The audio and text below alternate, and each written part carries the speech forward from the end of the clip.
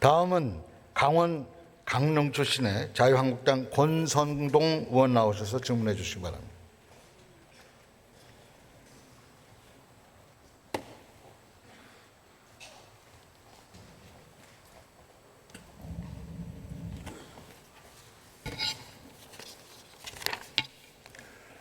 존경하는 국민 여러분, 문희상 의장을 비롯한 선배 동료 의원 여러분, 강원도 강릉 출신의 자유한국당 권성동 의원입니다.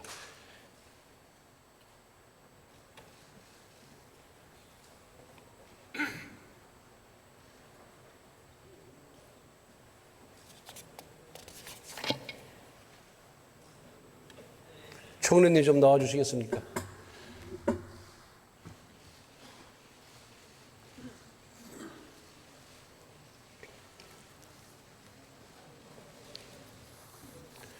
중국의 역사가 사마천은 사기 집필을 마무리하면서 정치를 최상에서 최하까지 5개 단계로 구분하였습니다. 화면을 한번 봐주시기 바랍니다.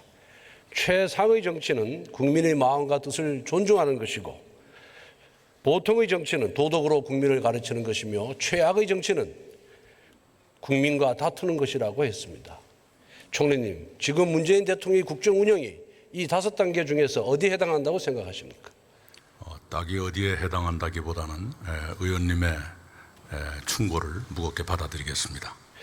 저는 문재인 대통령께서 정의와 공정을 외치면서 국민을 가르치는 3번째 단계로 시작해서 적폐청산수사로 겁을 주는 4번째 단계를 넘어서 국민과 다투는 최악의 정치로 치닫고 있다고 생각을 합니다. 총리님, 지난 예결위에서 조국 후보자의 임명 처리와 관련해서 청문회 결과를 종합 판단해서 대통령께 말씀을 드리겠다, 이렇게 발언을 하셨는데 그 후에 대통령께 어떤 건의를 하셨습니까? 네, 저의 의견을 충분히 말씀드렸습니다. 다만 대통령과 총리 사이에서의 대화를 공개적으로 말씀드리는 것은 적절치 않다고 생각합니다. 인사청문회 바로 다음 날인 9월 7일 날 조국 후보자가 문 대통령을 만나서 임명해달라고 간청을 했고, 그 다음 날에 우리 총리께서 이해찬 대표, 노영민 비서실장과 만나서 조국 후보자 임명을 하면 안 된다, 이런 결론을 내리고 건의를 했다고 하는데 사실이죠? 확인해드리기가 어렵습니다. 그렇습니까? 화면을 한번 봐주시기 바랍니다.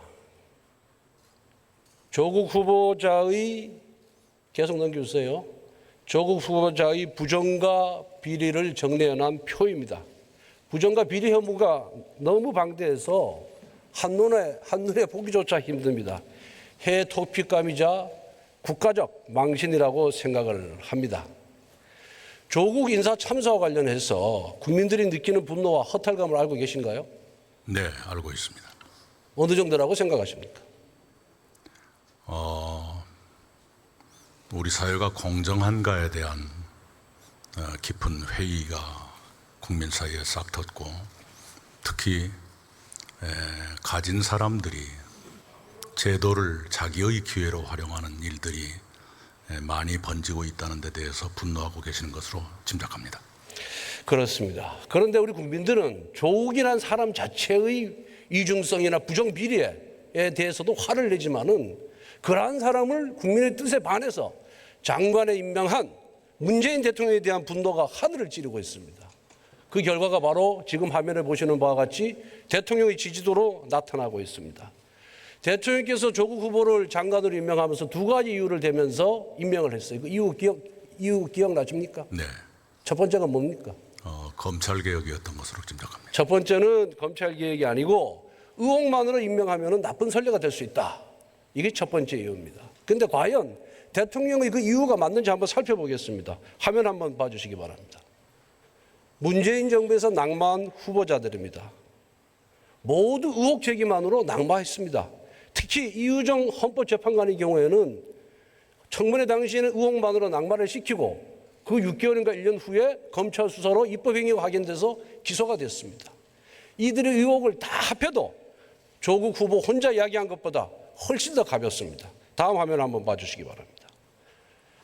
문재인 대통령께서는 병력 기피 등 5대 비리 행위자는 고위공직 임명에서 철저히 배제하겠다고 천명을 했습니다. 그럼에도 그 다음 화면, 그럼에도 강경화, 김상곤, 김상조 등은 5대 비리가 있음에도 불구하고 저렇게 많은 사람을 임명했습니다. 임명한 사람과 낭만한 사람의 차이점이 뭐라고 생각하십니까? 총리님, 네. 어떤 차이가 있다고 생각하십니까? 네, 그때도 이미 청와대에서 국민께 한번 말씀드린 일이 있었습니다. 이 원칙들이 현실에서 적용되는 데는 많은 어려움이 있다는 것을 발견하게 됐습니다. 그게 아니고 낭만한 사람과 임명한 사람의 차이점을 제가 물어보는 겁니다. 아마 차이점을 찾기가 어려울 겁니다. 제가 보는 차이점은 문재인 대통령과 코드가 맞고 친문 핵심 그룹에 속하면 조국 후보와 같이 임명을 강행하는 것이고, 그 범죄에 속하지 아니한 사람은 국민 여론이 악화가 되면 낙마를 시켰습니다. 그렇지는 않다고 생각합니다. 그렇기 때문에 위법 행위가 확인되지 않았기 때문에 임명할 수밖에 없다는 대통령의 말씀은 그야말로 저는 어불성설이라고 생각합니다. 인사청문회는 위법을 확인한 자리가 아닙니다. 위법과 불법이 확인되면 검찰에 가서 수사를 받아야 됩니다. 결국 인사청문회는 도덕성을 검증하는 자리고, 그 사람이 국민 눈높이에 맞는 사람인지 확인하는 자리라고 생각합니다. 그런 조국 후보의 경우를 한번 봅시다. 제가 다 제쳐놓고 이것만 말씀드릴게요. 조국 후보의 딸이 아니면은 어떻게 고등학생이 의학 논문의 제1저자가 될 수 있습니까? 조국의 딸이 아니면 유급생이 6학기 연속으로 장학금을 받을 수가 있습니까? 조국의 딸이 아니면 어떻게 국책연구기관인 키스트와 서울법대 인권버센터에서 인턴할 수 있는 기회를 얻을 수가 있습니까? 조국 교수의 딸이 아니면 어떻게 시험 한 번 안 보고 한영계고, 고려대, 서울대 대학원, 부산대 의학전문대학원에 합격할 수 있겠습니까? 그럼에도 불구하고 조국 후보는 나와 무관한 일이다, 우리 가족의 일이다, 이렇게 강변했는데 그 변명에 합리성이 있다고 생각하십니까? 예, 그 말씀하신 것 또는 국내 언론에 보도됐던 것 중에 진실도 있겠습니다마는 추측에 불과한 것도 있고 심지어는 거짓도 있습니다. 진실이 곧 가려지리라 믿습니다. 검찰 수사로 그 거짓말이 하나씩 양파껍질 벗겨듯이 지금 밝혀지고 있습니다. 그다음에 조국 임명의 두 번째 이유로 문재인 대통령께서 드신 것이 검찰개혁의 적임자입니다. 소위 정부 여당이 내놓은 검찰개혁의 핵심은 공수처 설치와 검경 수사권 조정입니다. 모두 국회 입법 사항인 건 알고 계시죠? 네, 그래서 지금 그런데 위해서 채택된 것으로 압니다. 예, 국회에서 입법을 하려면 야당의 협조를 해야 됩니다. 얻어야 됩니다. 그런데 제1야당, 제2야당, 제3야당이 모두 조국의 장관 임명을 다 반대하고 있습니다. 어떻게 야당의 협조를 얻겠다는 말입니까? 그렇기 때문에 문재인 대통령께서 조국 후보를 임명하면서 거론한 두 가지 이유는 합리성과 현실성이 전혀 없는 궤변이다, 이렇게 저는 규정 짓지 아니할 수가 없습니다. 그리고 대통령 인사권 함부로 행사하라고 국민이 위임한 건 아닙니다. 헌법 정신과 헌법 규정에 합치가 되어야 되는 것입니다. 그런데 이렇게 허점이 많고 이렇게 하자투성이인 조국 후보를 임명한 대통령 인사권 행사는 결국 모든 권력은 국민으로부터 나온다는 주권 재민의 원칙, 모든 국민은 법 앞에 평등하다는 평등의 원칙, 그리고 사회적 특수계급의 창설을 인정하지 아니한다는 헌법 제11조 2항 위반이라고 생각하는데 그렇게 생각하지 않으십니까? 네, 그 인사권이 잘못 행사됐는지 여부는 지금 나와 있는 수많은 의혹 중에 어떤 것이 진실인가와 관련될 거라고 생각합니다. 진실이 가려지는데 그리 긴 시간이 걸리지 않을 거라 봅니다. 오죽하면은 이렇게 문제 많은 조국 후보를 대통령이 임명하다 보니까 두 분 사이 관계를 우리 국민들이 이제 의심하기 시작했어요. 조국 후보가 대통령 따님인 문다혜 씨 등 가족 관련 의혹 등 측근의 정보를 모두 알고 있기 때문에, 그리고 문재인 정권의 아킬레스건을 쥐고 있기 때문에 어쩔 수 없이 임명한 것이 아니냐 하는 그런 의심을 하고 있습니다.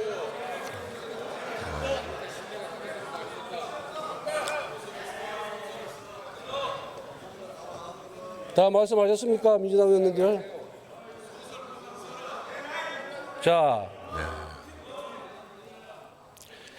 자, 화면 한번 봐주시기 바랍니다.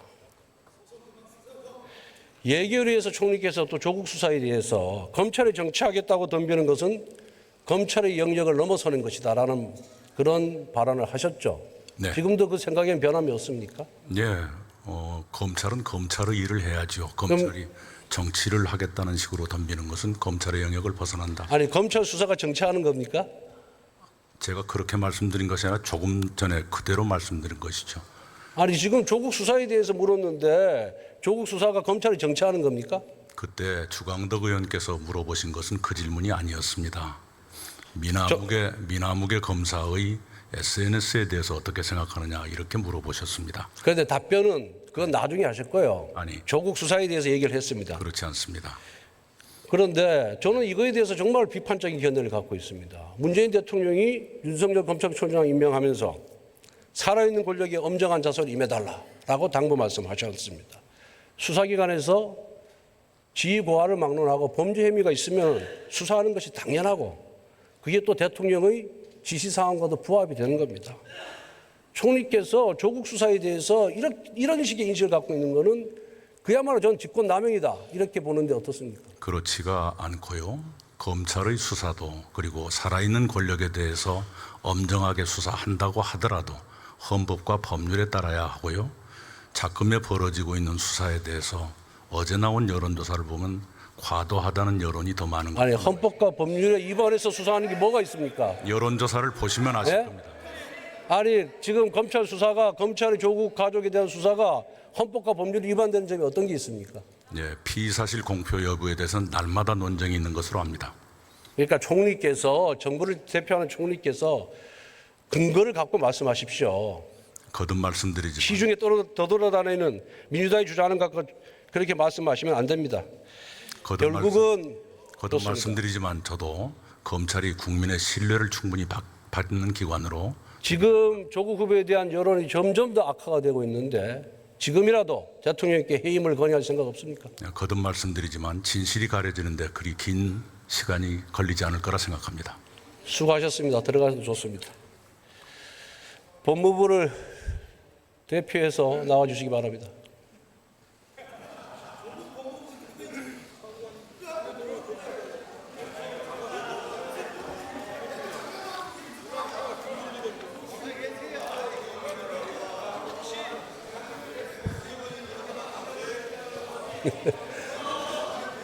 박범계 의원 변호 그만하세요. 이제 변호사 아니에요. 자, 자택에 대한 압수수색 받았죠. 예, 그때 강제 수사를 경험한 국민의 심정을 느꼈다라는 소회를 밝혔는데 어떤 심정이었습니까? 저는 현장에 없었는데 그 뒤에 마치고 돌아왔을 때 제 가족들의 상황을 보고 가슴이 아팠다는 그런 개인적 심정을 토로한 것입니다. 가슴이 아팠다, 단순히. 우리 민정수석 재직할 때 예. 문재인 대통령의 특별 지시로 적폐 수사했죠. 많은 사람 강제 수사 받았습니다. 대통령님이 적폐 수사를 지시하지 들어보세요. 않았다고 알고 있습니다. 대통령의 하명으로 박찬주 대장 같은 경우에는 조롱받다가 결국 무죄 선고 받았고요. 대통령이 하명하시지 않은 걸 이재수 기무사령관, 변창훈 검사와 같이 극단적 선택을 하신 분도 있습니다. 마음 아팠다 그러는데 이분들에게 지금이라도 사죄할 용의는 없습니까? 지금 이제 그 수사의 결과에 대해서 제가 잘 알지 못하고 관여하지 않았기 때문에 어떤 취지에 인간적으로 미안하다는 얘기라도 할 수 없어요? 변 검사의 비극에 대해서는 가슴 아프게 생각하고 있습니다. 94년도에 버클리 대학에 유학을 가셨는데 학비 조달은 어떻게 했습니까? 당시 제가 일주 학술 문화재단으로부터 장학금을 받았습니다. 생활비와 등록금을 일주문화재단이 어디가 누가 설립한 재단이죠? 태광그룹 그 소속으로 알고 있습니다. 그렇죠. 태광그룹에서 설립한 재단이 일주문화재단으로부터 얼마 받았습니까? 액수는 사실 정확히 기억이 안 나는데요. 당시 그 등록금과 생활비를 포함하는 정도의 금액이었습니다. 3년간 15만 달러를 받았죠. 대략 그럴 거라고 생각하고 있습니다. 3기 장학생이죠. 일주문화재단에. 예, 그렇습니다.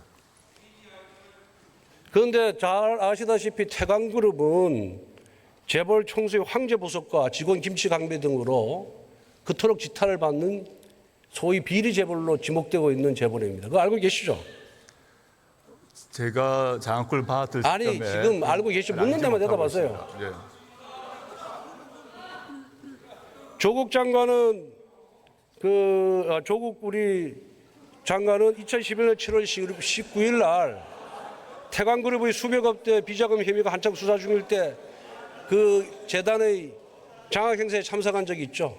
예, 장학금 수요 행사에 장학금을 받은 장학생들이 다 모이게 되어 있습니다. 그래서 같이 모든 다른 장학금 수요 학생들과 같이 참석했습니다. 그때 가서 축사도 하고 예, 축사했습니다. 그다음에 거마비도 받아왔죠. 네? 거마비 받은 적 없습니다. 없어요? 우리 조국 전 수석은 서울대 교수 시절부터 재벌에 대한 비판을 해왔어요. 그죠? 네. 그리고 이런 비자금을 행정 비임 등 비자금을 받는 재벌 총수들은 엄벌에 처해야 된다고 그렇게 말씀해왔어요. 그리고 사회주의자를 자처했어요. 사회주의자라고 자처를 했죠. 저는 우리 헌법 정신에 기초해서 자유주의자인 동시에 사회주의자라고 말씀드린 바 있습니다. 그런 개변이 어디 있습니까 지금? 우리 헌법 근데- 속에 그런 자, 좀 보세요. 사회민주주의의 이념이 포함된다고 생각하고 있습니다. 자유민주주의 왜 사회주의 들어갑니까? 자유민주주의와 사회민주주의 모두가 우리 헌법 이념 속에 포함된다고 생각하고 있습니다. 어떻습니까? 집이 부자예요. 아버지 건설업 하셨고 집이 부자고 그토록 재벌 비판하는 분이 어떻게 그 재벌 이 자본주의의 총화인 재벌로부터 그렇게 많은 장학금을 받았다는 데 대해서 어떻게 생각하십니까? 당시에 해외 유학을 가는 데 있어서 우리 국내에서 공부하는 것 달리 해외 유학은 상당히 돈이 들어서 정상적인 절차에 따라 지원을 했고 선발되었을 뿐입니다. 이 태광그룹의 이호진 회장이 잘 아시죠 개인적으로? 개인적으로는 잘 모릅니다. 모릅니까? 제가 장학금 받았던 이임용 회장님의 아드님으로 알고 있습니다. 구속돼 있을 때 이호진 회장이 탄원서 제출하신 사실이 있습니까? 있습니다. 있죠? 네. 한번 이거 띄워보세요. 화면. 우리 조국 교수께서 비리 재벌의 대명사인 태광그룹의 이호진 회장의 석방을 탄원하는 탄원서를 제출했습니다. 인간적 도리였다고 생각합니다. 재벌을 겉으로는 앞에서는 재벌을 비판하면서 뒤로는 400억 원의 횡령 배임 혐의를 받고 있는 이호진 회장의 보석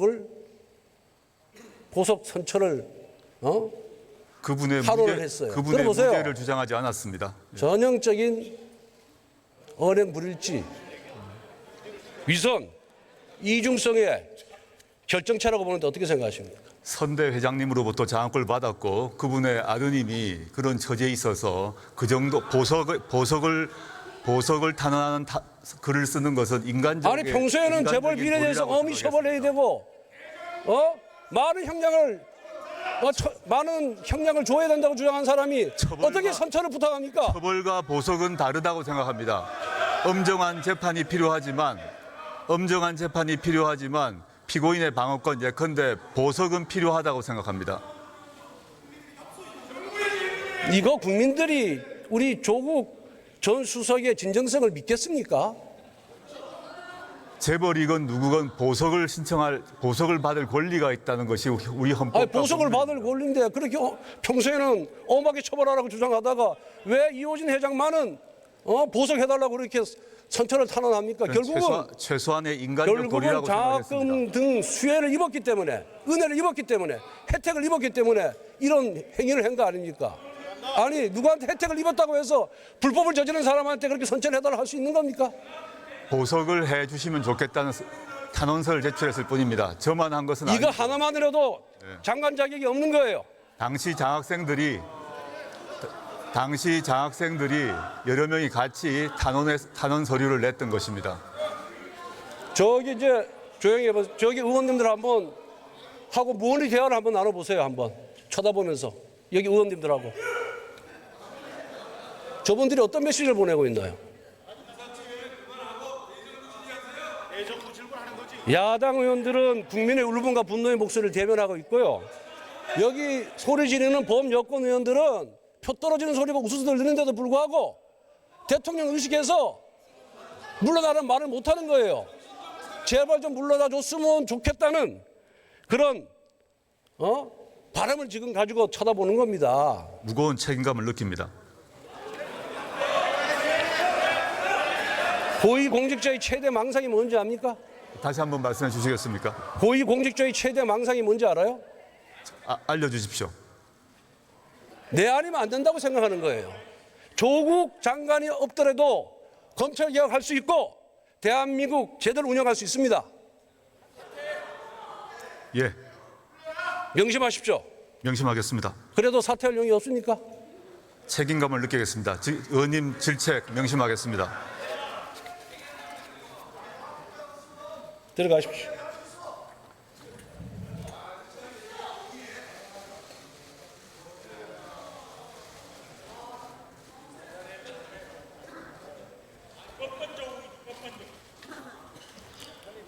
문재인 정권은 국민을 무시하지 마십시오. 다투지 마십시오. 존중하십시오. 이상입니다.